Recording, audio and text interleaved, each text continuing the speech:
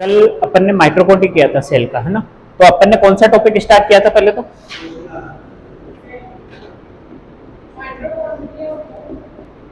कोशिका का ही तो है। कोशिका क्या है? सेल। एक बार बता दो, सेल किस शब्द से बना है? सेलुला। मैं बोल रहा हूँ, आप चुप रहो, है ना।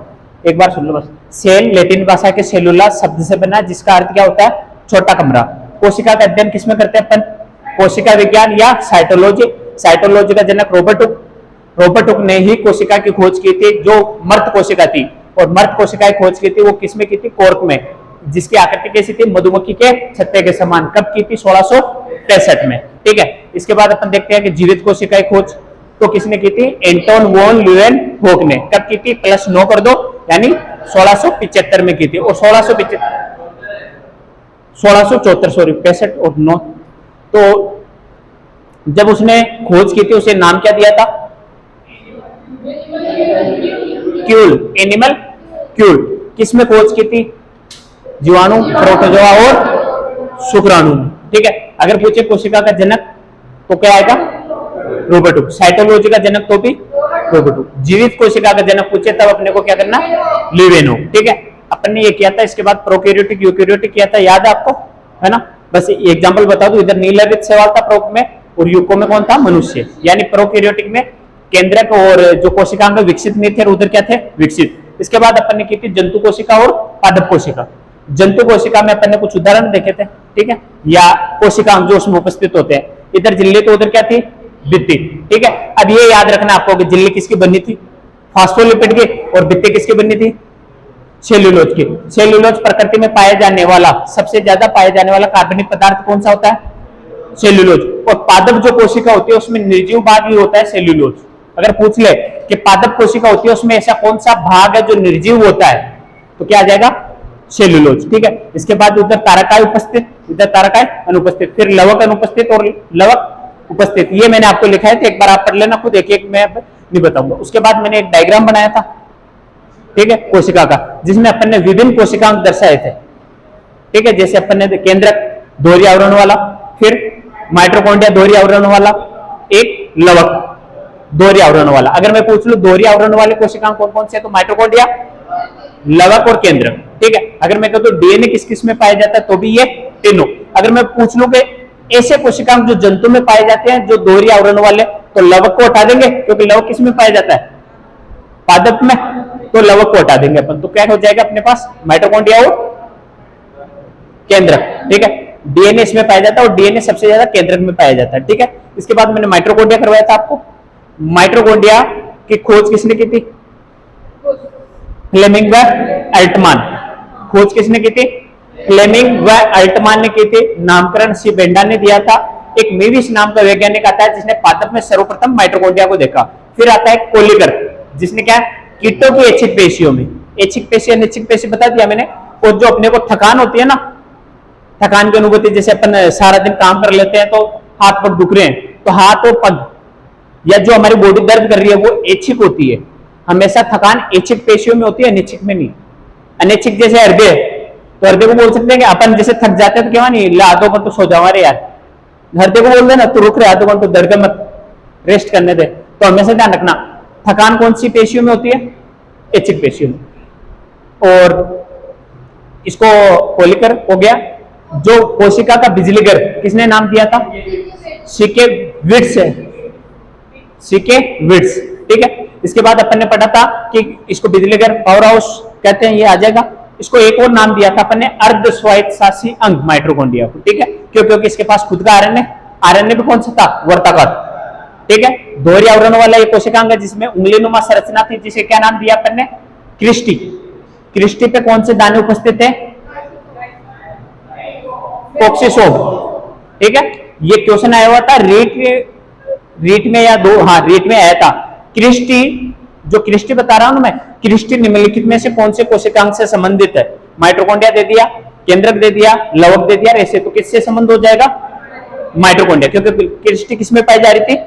माइटोकॉन्ड्रिया में पाई जा रही थी, जिसके कारण जो ऑक्सीसोम उपस्थित थे उस पे, अब जैसे क्रिस्टी के पूछ सकता है ना ऑक्सीसोम किस पे पाए जाते हैं, तो अपने को बताना क्या? क्रिस्टी पे।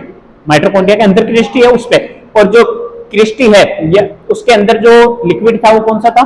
मैट्रिक्स द्रव, जिसमें कौन सा चक्कर कंप्लीट होता है? क्रेब्स चक्र कंप्लीट होता है। ठीक है, ये खुद अपन क्या कर सकते हैं? जनन कर सकते हैं। कहां? कोशिका द्रव्य में। ठीक है, इसके बाद अपन ने कहा था कि माइटोकॉन्ड्रिया मिलता किससे है? माता से। पिता से क्यों नहीं मिलता? समझा दिया था कल मैंने आपको। इसके अलावा अपन कहे कि माइटोकॉन्ड्रिया कैल्शियम का क्या कर सकता है? संग्रहण, आवश्यकता पड़ने पे वापस दे सकता है। माइटोकॉन्ड्रिया ऊर्जा का क्या करता है? त्याग करता है, लेकिन लव क्या करता है? ऊर्जा का ग्रहण करता है। इसके अलावा मैंने लिखा है था आरबीसी में माइटोकॉन्ड्रिया अनुपस्थित होता है, तो उसमें एक लाइन बन सकती है कि क्वेश्चन बना के बताता हूं मैं क्या, आरबीसी में माइटोकॉन्ड्रिया के अनुपस्थिति में कौन सा श्वसन होता है? तो अवायवीय श्वसन होता है। और मैंने एक दो नाम लिखाए थे आपको कि उसमें क्या माइटोकॉन्ड्रिया नहीं पाया जाता। आज हम स्टार्ट करते हैं केंद्रक। पहले दोहरी आवरण वाले कर लेते हैं। पहला मैंने कराया माइटोकॉन्ड्रिया क्या था? दोहरी आवरण। दूसरा क्या? केंद्रक। ये भी क्या है? दोहरी आवरण, है ना। तो एक चीज बताओ कि केंद्रक की खोज किसने की थी? रॉबर्ट ब्राउन ने। आपने गाना सुना, देखा है पहली बार, है ना, ल्यूवेन की आंखों में केंद्रक। तो सबसे पहले देखने वाला कौन था? ल्यूवेन। वही ल्यूवेन ने क्या कर लिया था? इसको देख तो लिया था, लेकिन इसके बारे में समझाया नहीं था कि ये क्या है। उसने कहा देख लिया, छोड़ो। फिर आया आपने 1831 में। कब आया था? कौन आया रे? Robert brown. ठीक है, इसने कहा कि यार ये एक चीज दिख रही है मेरे को, ये केंद्रक हो सकता है ना। यानी केंद्रक के बारे में अपने को किसने बताया? तो सबसे पहले केंद्रक को किसने देखा? ल्यूवेनोक ने। लेकिन इसके बारे में बताया किसने अपने को, या इसके बारे में हमें समझाया किसने था? तो रॉबर्ट ब्राउन ने। ठीक है, ये केंद्रक क्या होता है? एक दोहरी आवरण वाला कोशिका में यहां बनाता हूं।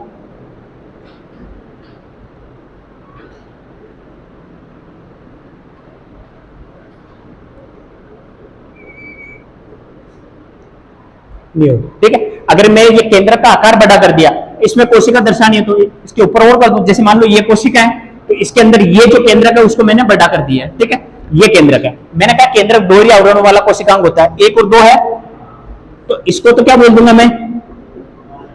केंद्रक झिल्ली। क्या बोला? केंद्रक झिल्ली। अब जो ये गोला है, आपको बताया कि इसमें कुछ तो होगा, तो इसमें क्या बना दिया अपन? केंद्रक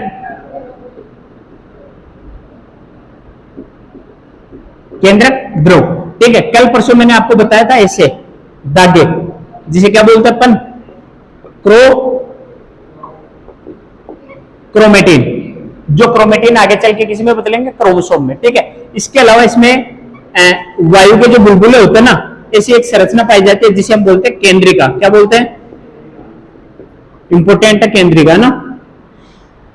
तो अब मैंने बताया कि कोशिका है क्या? दोहरी आवरण वाला कोशिकांग है। अब मैं बता रहा हूं कि आपको जो अपन केंद्रक पढ़ रहे हैं, इसमें 4 अंग पढ़ने अपने को।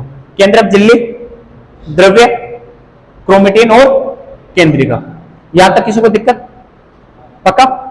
अब मैं कह रहा हूं कि केंद्रक झिल्ली है, तो ये केंद्रक झिल्ली बनी होती है किसकी?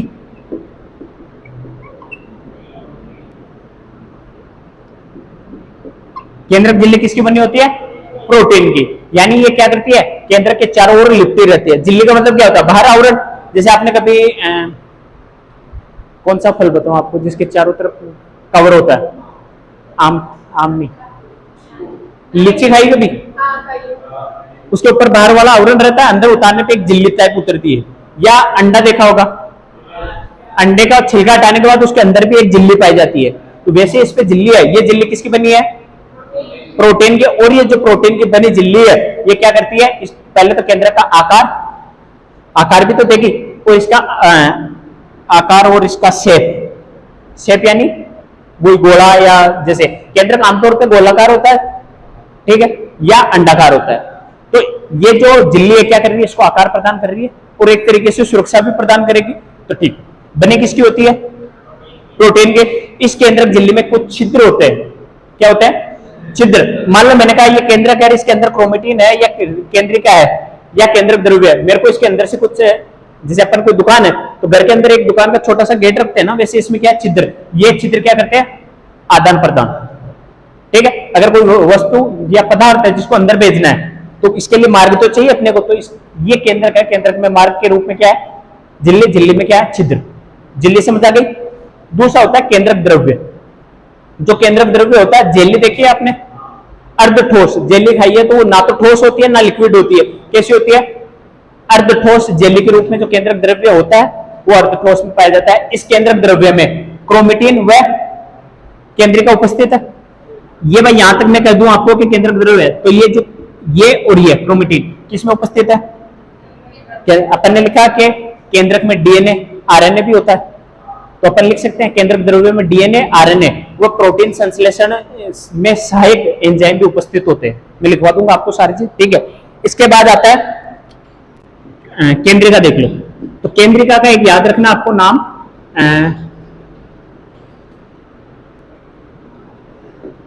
फोंटाना। क्या नाम याद रखना? केंद्रिका की खोज किसने की? फोंटाना ने, और नाम दिया था एक बोमन। कौन था? बोमन। यानी जो केंद्रिका है उसका नाम किसने दिया? ऐसे नाम होते हैं क्या? पढ़ना पड़ रहा है फिर। अब केंद्रिका है, इसमें अपन लिख सकते हैं कि ये जो वायु के बुलबुले है उसके आकार की संरचना पाई जाती है। वायु के बुलबुले के समान एक संरचना है जिसे हमने क्या नाम दिया? हमने नहीं, किसने नाम दिया? बोमन ने। बोमन ने नाम दिया और हम इसको पढ़ रहे हैं। इसके बाद आती है क्रोमेटिन। जो क्रोमेटिन होती है ये प्रोटीन प्लस डीएनए के बने होते हैं। किसके? प्रोटीन प्लस डीएनए के बने होते हैं। इसके बाद में क्या होता है कि जब कोशिका विभाजन होता है, कोशिका विभाजन होगा तो केंद्रक भी बटेगा, तो केंद्रक बटेगा तो इसमें जो ये क्रोमेटिन धागे हैं ये आपस में क्या होते हैं? कुंडलित होकर गुणसूत्र में बदल जाते हैं या क्रोमोसोम में बदल जाते हैं। अगर मैं कहूं ये जो क्रोमेटिन धागे हैं किस में बदल रहे हैं? गुणसूत्र या क्रोमोसोम में बदल रहे हैं, ठीक है। अब मैं कह दूं कि इतना सब कुछ अपन पढ़ रहे हैं, कोशिका का जो नियंत्रक बोलते हैं केंद्रक को बोलते हैं। कोशिका को नियंत्रण करने वाला अंग किसे बोलते हैं अपन? केंद्रक। यहां तक किसी को दिक्कत नहीं है? और इस क्रोमेटिन धागों की खोज शायद शायद नहीं कंफर्म, फ्लेमिंग ने की थी, है ना। अब इसके बाद आता है कि केंद्र का आकार, या ये लिखवा दो पहले, ये लिखो आप, हेडिंग डालो केंद्रक।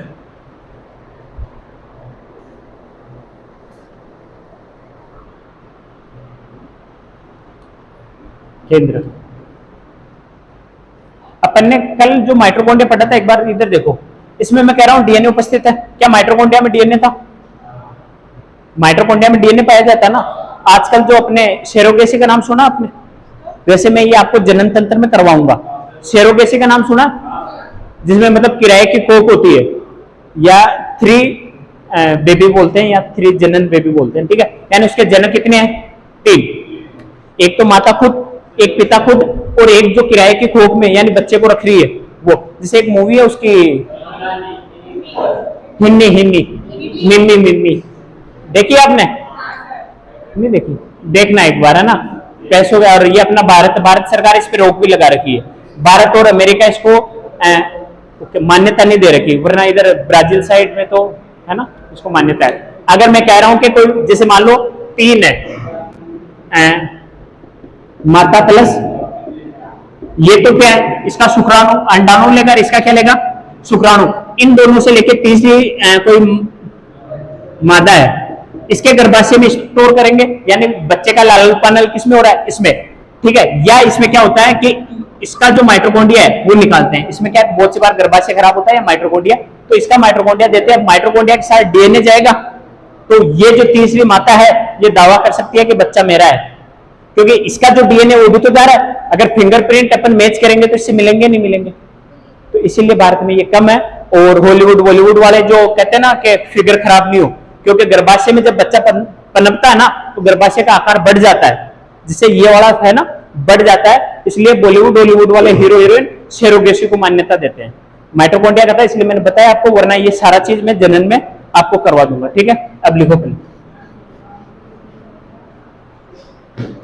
और किसी को सेरोगेसी अच्छे से समझना तो वो मिम्मी वाली मूवी देख लेना। क्या बलराम?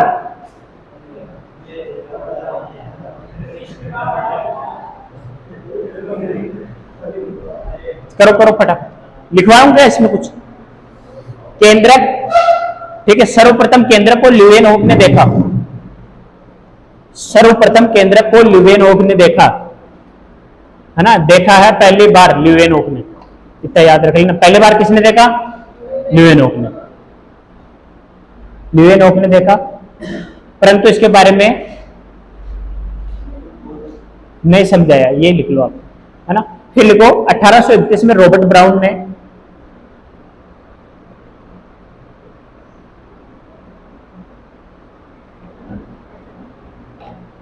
रॉबर्ट ब्राउन ने केंद्रक की खोज की व समझाया।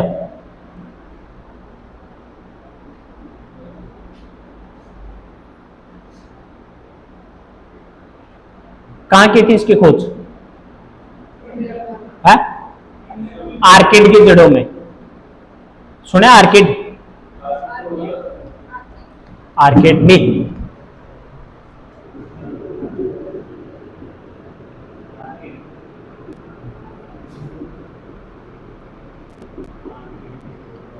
है ना।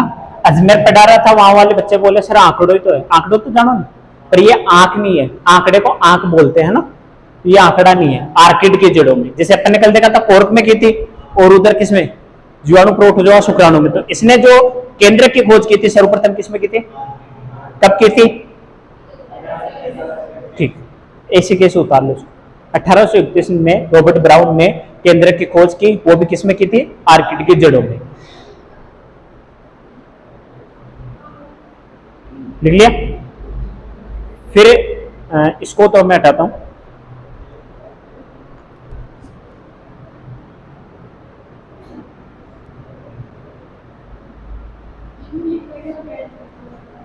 कौन सा?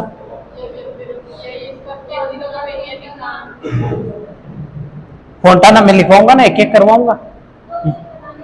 ये बनाना आपको, और ये चार नाम दर्शाना है आपको। केंद्रक झिल्ली, केंद्रक द्रव्य, केंद्रिका और क्रोमेटिन धागे। ये जो धागे कौन से धागे हैं? क्रोमेटिन धागे।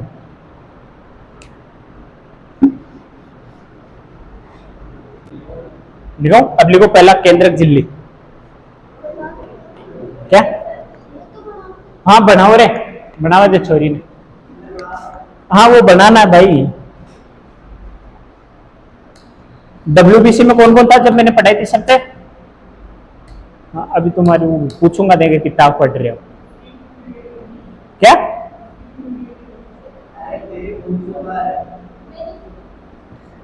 क्या देख रही? नहीं पूछे? अरे रख दे नहीं पूछ।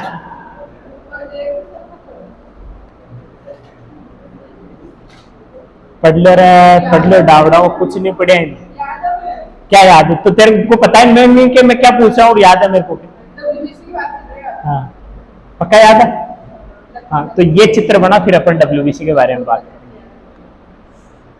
ये बता WBC के प्रकार कितने लिखवाए तुमने?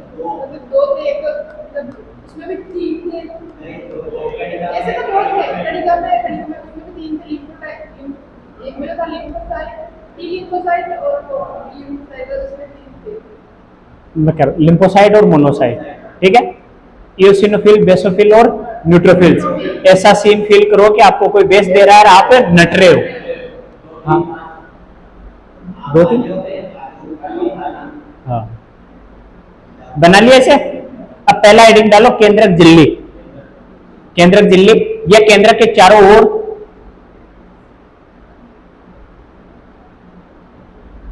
ये केंद्रक के चारों ओर पाई जाती है,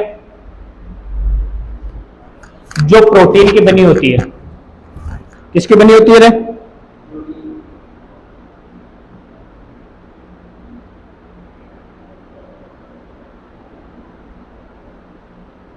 बनी होती है। अगली लाइन में लिखो, यह केंद्रक को आकार व आकृति प्रदान करती है। केंद्रक को आकार व आकृति क्या करती है? प्रदान।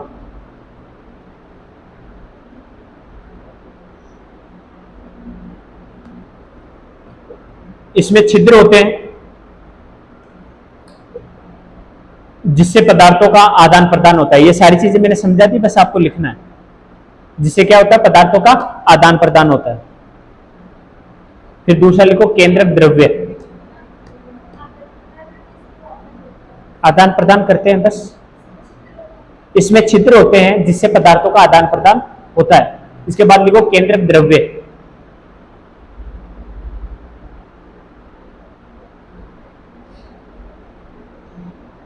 ठीक है, ये केंद्रक में पाया जाने वाला द्रव्य है। केंद्रक द्रव्य में लिखो यह केंद्रक में, अब तो ठीक है, धीरे धीरे, पाए जाने वाला द्रव्य है जो अर्ध ठोस या जेली के समान, ब्रैकेट में लिख लेना जेली के समान होता है, जेली के समान होता है।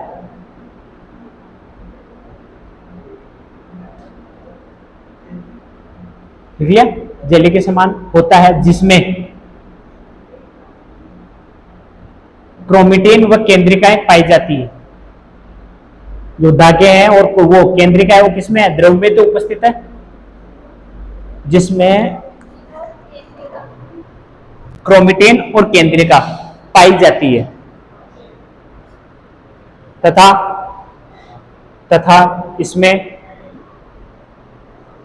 इसमें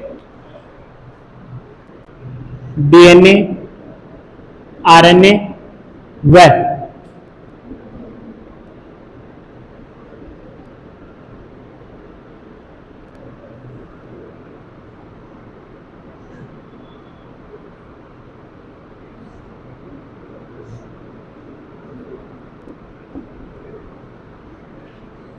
डीएनए, आरएनए व प्रोटीन संश्लेषी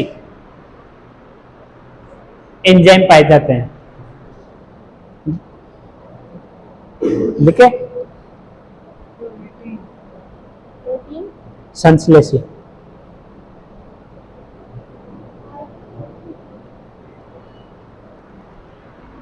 डीएनए, आरएनए व प्रोटीन संश्लेषी एंजाइम पाए जाते हैं।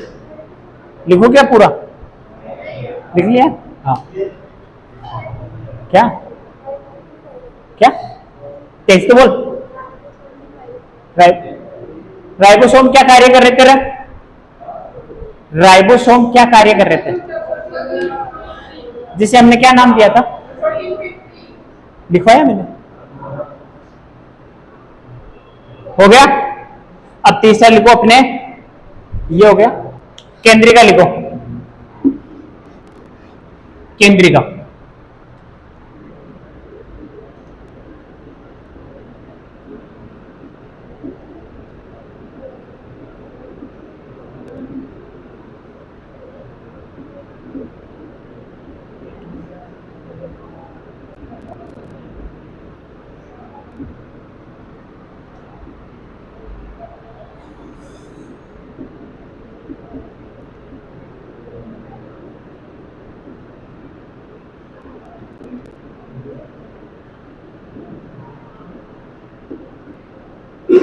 और ये जो है ना इधर, वो तो किसमें थे? प्रोटीन संश्लेषण में सहायक। ये राइबोसोम के निर्माण में सहायक है। किसके निर्माण में? ये ऊपर लिखो। तो इसमें लिखा हूं क्या? खोज फोंटाना, नामकरण बोमन लिख रहा हूं मैं। केंद्रीय का हेडिंग डाल दी। इसकी खोज किसने की थी? फोंटाना ने। नामकरण किसने दिया था? बोमन ने। ये वायु के बुलबुलों के समान संरचना होती है। ये पूरा लिखो क्या?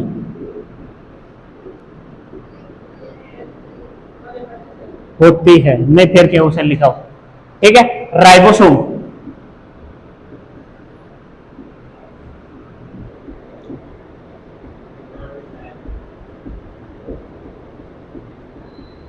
अब राइबोसोम का नाम आया तो आपको याद आना चाहिए। क्या क्या याद आ रहा है राइबोसोम से? पहले ये बताओ देना।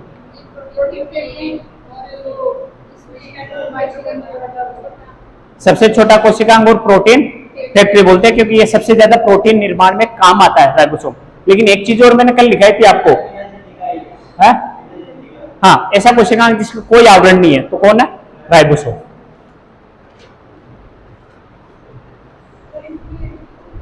क्या ये जो सारा लिखाया है ना मैंने, ये इसका है केंद्रिका। राइबोसोम के निर्माण में सहायक है, लिखना है। फिर जिन्होंने लिया वो लिखो आगे क्रोमेटिन।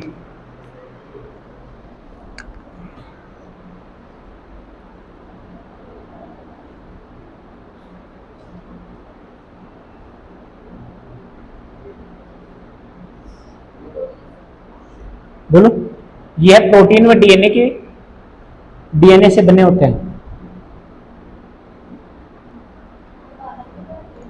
ये लिखना है अब आपको ना, क्रोमेटिन किससे बने होते हैं? खोजकर्ता कौन आ जाएगा इसका?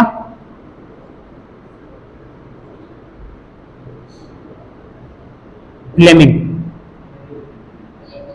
फ्लेमिंग लिखा था ना अपन ने, फ्लेमिंग वर्टमान माइटोकॉन्ड्रिया में, वही फ्लेमिंग। पादपों में मेविस था। हाँ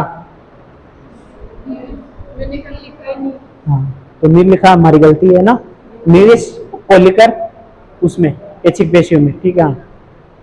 ये रहा ना फ्लेमिंग वर्टमान, ठीक है, लिख लिया फ्लेमिंग। ये किसके बने होते हैं? प्रोटीन व डीएनए के। केंद्रक के अंदर उपस्थित दागेनुमा संरचना होती है, लिख लो केंद्रक, या इसको मैं केंद्रक द्रव्य भी बोल सकता हूं डायरेक्ट, भाई किसमें उपस्थित है? केंद्रक द्रव्य में। तो आपको लिखना केंद्रक में उपस्थित दागेनुमा संरचना होती है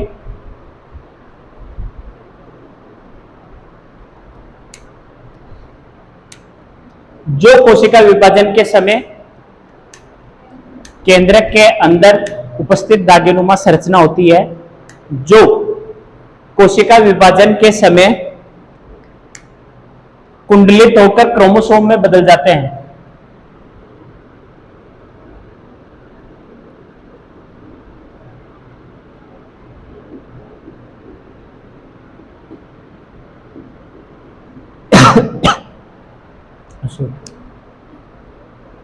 यह केंद्रक में उपस्थित दागेनुमा संरचना है जो कोशिका विभाजन के समय कुंडलित होकर क्रोमोसोम या गुणसूत्र में बदल जाते हैं। अगर अब हम गुणसूत्र पढ़ेंगे, अपने है ना टॉपिक गुणसूत्र की संरचना, जब मैं गुणसूत्र पढ़ाऊंगा तो मैं कहूं कि गुणसूत्र का निर्माण कैसे हुआ, तो अपन बोल सकते हैं पक्का। अब एक नोट करके लिखो अगली लाइन में,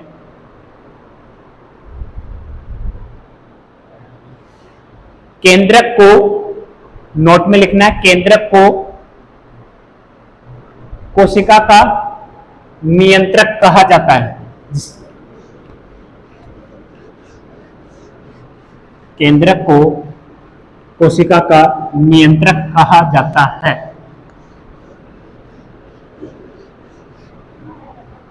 कहा जाता है। आमतौर पे एक कोशिका में एक केंद्रक होता है, अपन बोलते हैं एक कोशिका है मान लो, इसमें कितना केंद्रक होगा? एक। लेकिन रेखित पेशियां सुना नाम?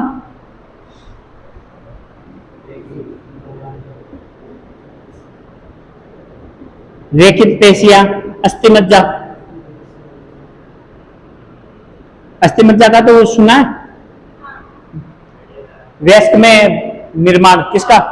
रक्त का। हाँ, जो अस्थिमज्जा बोलते हैं एक तरीके का ये लिक्विड होता है, हड्डी के अंदर जो भरा हुआ होता है ना एक तरल पदार्थ, वो होता है अस्थिमज्जा, ठीक है। इसको इंग्लिश में क्या बोलते हैं? बोन मेरो, ठीक है। तो अस्थिमज्जा में और अपने कुछ शैवाल होते हैं व कुछ कवक। इनमें क्या होता है कि ये केंद्रक एक से अधिक हो सकता है। क्या हो सकता है? मैंने कहा आमतौर पे एक कोशिका में क्या होता है? एक केंद्रक, लेकिन रेखित पेशियां, अस्थिमज्जा व शैवाल व कुछ जो अपने कवक होते हैं उसमें क्या पाया जाता है? एक से अधिक। अगर एक से अधिक होता है तो अपन शक कर पाई बात, है ना। रेखित अस्थि शक कर रहा है, ठीक है। अब एक चीज और मैंने आपको लिखाई थी कि आरबीसी, जो परिपक्व आरबीसी है स्तनधारियों की, ठीक है, उसमें क्या मैंने लिखवाया आपको कि केंद्रक उपस्थित होता है। नोट करके लिखा था अपन ने, इसमें केंद्रक नहीं पाया जाता, तो अपन लिख सकते हैं आरबीसी में केंद्रक अनुपस्थित होता है। किसमें उपस्थित होता था? ऊंट लांबा, जिराफ लांबा, है ना। तो ये उसमें उपस्थित होता था। तो आमतौर पर कोशिका में क्या केंद्रक पाया जाता है? आरबीसी की में नहीं। हमारे जैसे मनुष्य की आरबीसी है, तो क्या इसमें पाया जा रहा है? क्या नहीं। तो अब इसको लिखो, सामान्यतः, सामान्यतः, सामान्यतः एक कोशिका में एक केंद्रक होता है। सामान्यतः एक कोशिका में एक केंद्रक होता है।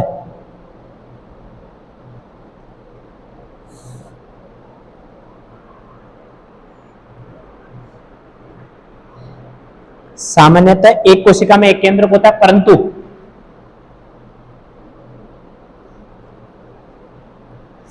रेखित पेशियों अस्थिमज्जा, रेखित पेशियों कोमा अस्थिमज्जा कोमा कुछ शैवाल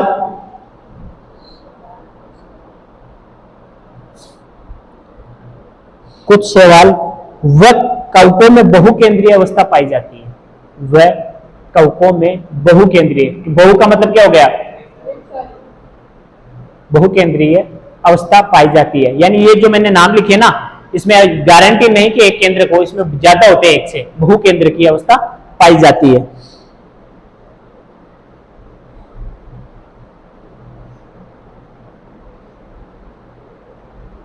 ठीक है, केंद्रक दोहरी आवरण वाला कोशिकांग है, लिखा थी क्या ये लाइन में, केंद्रक दोहरी आवरण वाला कोशिकांग है, केंद्रक दोहरी आवरण वाला कोशिकांग है जिसका बाह्य सतह, जिसकी बाह्य सतह पर राइबोसोम के कारण खुरदरी होती है। यानी इस पे राइबोसोम चिपका होगा तो क्या हो जाएगी, खुरदरी। अब इसका उल्टा लिख लो, जबकि आंतरिक सतह चिकनी होती है। केंद्रक दोहरी आवरण वाला कोशिकांग है जिसकी बाह्य सतह पर राइबोसोम उपस्थित होते हैं, जिसके कारण बाह्य सतह कैसी हो जाएगी, खुरदरी, लेकिन आंतरिक सतह क्या हो जाएगी, चिकनी।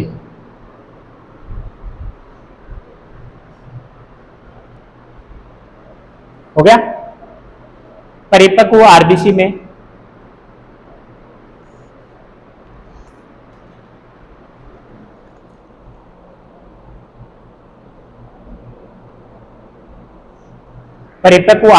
केंद्रक अनुपस्थित होता है। परिपक्व आरबीसी में केंद्रक अनुपस्थित होता है, यानी ये जो केंद्रक है आरबीसी में पाया नहीं जाता। अपन ने आरबीसी पढ़ी थी तब भी लिखा था, पाया किसमें जाता है, ऊंट, लांबा, जिराफ। ठीक है, तो ये अपना क्या है, केंद्रक। अब इसमें आकार देख लेते हैं अपन। ठीक है, केंद्रक का आकार इधर देख लो।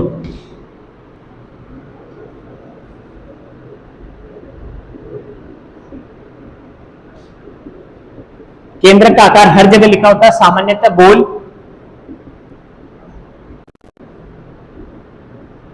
या अंडाकार। क्या सही है क्या? केंद्रक का आकार कैसा होता है, गोल व अंडाकार। लेकिन मैं कहता हूं इसका अपवाद है। क्या है अपवाद? अपन क्या बोल सकते हैं, डब्ल्यूबीसी। अब डब्ल्यूबीसी वाला खेल है। डब्ल्यूबीसी को अपन ने दो भागों में बांटा था। एक तो क्या थी, एकणिकीय, और दूसरी क्या थी, कणिकीय डब्ल्यूबीसी। ठीक है, इसको भी दो भागों में बांटा था अपन ने। पहला क्या था, लिम्फोसाइट, और दूसरा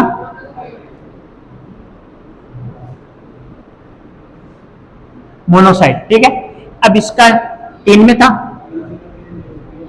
इओसिनो,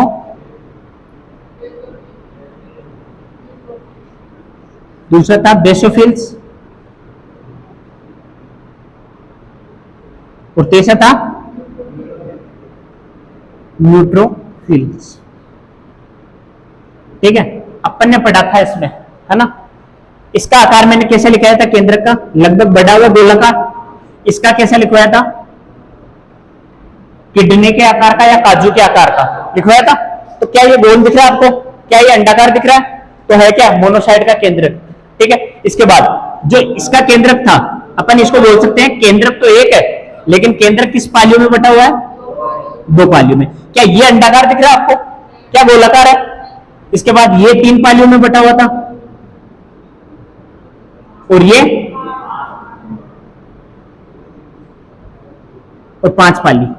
क्या ये अंडाकार है तीनों में? इसका भी अंडाकार नहीं है। तो अपन कह सकते हैं कि अपवाद स्वरूप क्या आ जाएगा अपने पास, डब्ल्यूबीसी का मोनोसाइट, इओसिनोफिल्स, बेसोफिल और न्यूट्रोफिल्स। इसमें क्या होता है, केंद्रक पालियों में बटा होता है। होता तो केंद्रक एक है लेकिन ये लूब्स में बटा होता है, यानी पालियों में। समझ गए? तो अब लिखो, केंद्रक का आकार केंद्रक का आकार सामान्यतः गोल व अंडाकार होता है, सामान्यतः गोल या अंडाकार होता है। केंद्रक का आकार सामान्यतः गोल या अंडाकार होता है। केंद्रक का आकार गोल या अंडाकार होता है, परंतु अपवाद स्वरूप, अब ये बनाओ तो बना लो, नहीं तो ओनली फॉर डब्ल्यूबीसी लिख लो, आप समझ जाओगे। डब्ल्यूबीसी में मैंने आपको करवा रखा था, है ना, जिसको बनाना वो ये बना लो डायग्राम।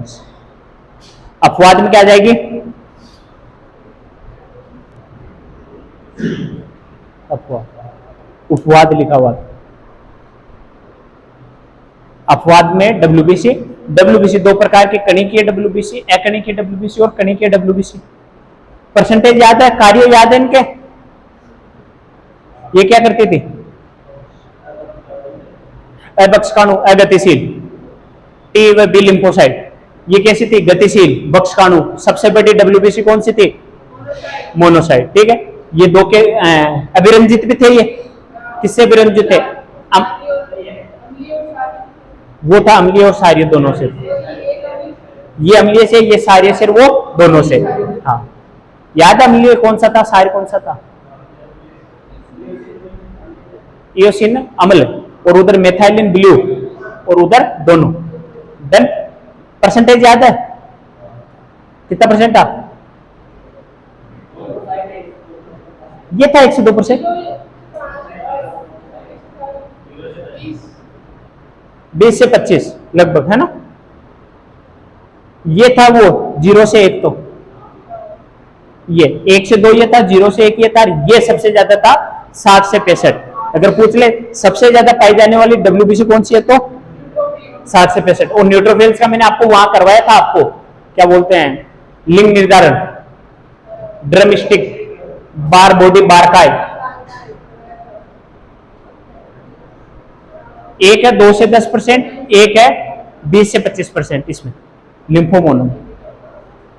पढ़ा करो रे, पढ़ा करो पुराने, हाँ पेट जितने एग्जाम आ जाए, हो गया पक्का। अब एक बार मेरी तरफ देखो, आज हमने स्टार्ट क्या किया था, केंद्रक। इस पे मैं इसलिए जोर दे रहा हूं, केंद्रक कोशिका बच्चे मानते हैं सबसे हार्ड होता है, क्या याद नहीं होता है, लेकिन इसको जितनी बार पढ़ोगे उतनी बार रिवाइज कर लोगे ना, खेल खत्म। केंद्र के सर्वप्रथम किसने देखा था, ल्यूवेनोफ ने, है ना। फिर इसकी खोज 1831 में रॉबर्ट ब्राउन, किसमें की थी, आर्किड की जड़ों में। क्या बताया, सन में पूछ रहा हूं, आर्किड की जड़ों में 1831, सही है तेरा, ठीक है। इसने क्या की थी, इसकी खोज की थी। इसके बाद हम पढ़ते हैं केंद्रक। केंद्रक दोहरी आवरण वाला कोशिकांग है, इसमें 4 अंग होते हैं या 4 भाग होते हैं। पहला केंद्रक झिल्ली, केंद्रक द्रव्य, केंद्रिका और क्रोमेटिन, ठीक है। अपन ने फिर इसका पढ़ा कि सबसे पहले अपन ने लिखा केंद्रक झिल्ली किसकी बनी होती थी, प्रोटीन की। केंद्रक के चारों ओर थी, ये आकार व आकृति प्रदान करती थी इसको। इसके अलावा ये छिद्र वाली होती थी, जो क्या करती थी, पदार्थों का आदान प्रदान कर सके। इसके बाद हमने लिखा था केंद्रक द्रव्य। केंद्रक द्रव्य कैसा था, एक जेली के रूप में, जेली आती है, जेली के रूप में था या अर्ध ठोस था, ठीक है, जिसके अंदर क्रोमेटिन व केंद्रिका क्या होती थी, उपस्थित है। उसके अंदर क्या, डीएनए, आरएनए व प्रोटीन संश्लेषी जो एंजाइम होते हैं वो भी उपस्थित होते हैं। इसके बाद अपन ने लिखा था केंद्रिका। केंद्रिका की खोज फोंटाना, इंपोर्टेंट कर लेना, फोंटाना को पूछा हुआ है ना। केंद्रिका की खोज फोंटाना ने की, लेकिन नामकरण किसने दिया, बोमन ने, ठीक है। केंद्रिका कैसी थी कि ये वायु के बुलबुले के समान थी, जैसे अपन साबुन का पानी होता है उसमें बुलबुले, वैसे वायु के बुलबुले के समान। और ये किसमें सहायक थी, राइबोसोम के निर्माण में, ठीक है। फिर आता है हमारे क्रोमेटिन। जो क्रोमेटिन थे कोशिका द्रव्य में या सॉरी केंद्रक द्रव्य में या केंद्रक में उपस्थित दागेनुमा संरचना है, जिसे हम क्रोमेटिन दागे भी बोल सकते हैं। ये दागे कोशिका विभाजन के समय कुंडलित होकर किसमें बदल जाते हैं, क्रोमोसोम में या गुणसूत्र में, ठीक है। और केंद्रक को हम कोशिका के क्या कहते हैं, नियंत्रक, यानी नियंत्रण करने वाला अंग, ठीक है। इसके बाद हमने लिखा कि सामान्यतः एक कोशिका में एक क्या होता है, केंद्रक, लेकिन रेखित पेशियां, अस्थिमज्जा, शैवाल व कवक, इनमें क्या होते हैं, बहुकेंद्रकीय अवस्था पाई जाती है, यानी एक से ज्यादा केंद्रक उसमें उपस्थित होते हैं। जो परिपक्व आरबीसी है उसमें क्या केंद्रक था? नहीं। अपन लिख सकते हैं आरबीसी में केंद्रक नहीं था। अपवाद स्वरूप अपन आरबीसी पढ़ते हैं तब यानी, ठीक है। इसके बाद अपन ने क्या देखा था कि केंद्रक का आकार कैसा होता है? गोल या अंडाकार। लेकिन अपवाद स्वरूप अपन ने डब्ल्यूबीसी देखा। डब्ल्यूबीसी में एक तो हमें दिख गया किडनी के आकार का, और ये इधर पालियों में बटे हुए, ठीक है। ये हमारा केंद्रक कंप्लीट है। केंद्रक। अब केंद्रक के जो क्रोमेटिन धागे थे वो किस में बदल रहे थे? गुणसूत्र में। तो हाँ, कल हम स्टार्ट करेंगे गुणसूत्र, और गुणसूत्र में इंपोर्टेंट करके आना, ठीक है। अभी तक जो पढ़ रहे हैं आपके सिलेबस का नहीं था, फिर भी पढ़ा रहा था मैं, है ना, क्योंकि कोशिका शुरू से पढ़ने अपने को। अब जो ये आपके स्पेशली टॉपिक दे रखा है गुणसूत्र की संरचना, है ना, और एक दे रखा है मनुष्य में लिंग निर्धारण, तो ये दोनों इंपोर्टेंट आपके, है ना, तो कल ध्यान से पढ़ना।